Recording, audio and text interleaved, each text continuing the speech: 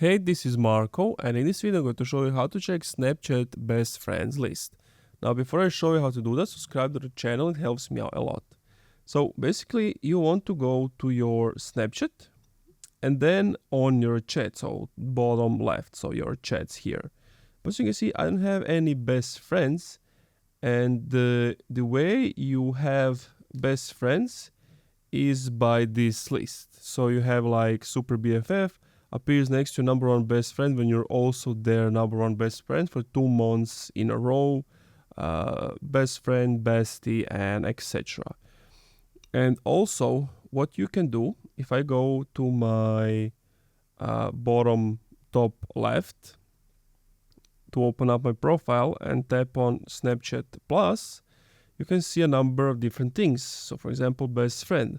I can pin one friend as your number one best friend and get a special friend emoji if they pin you back. So you can do that, and there are some other also things you can do. And that's it. Thank you for watching this video. If you enjoyed, leave a like, comment, subscribe.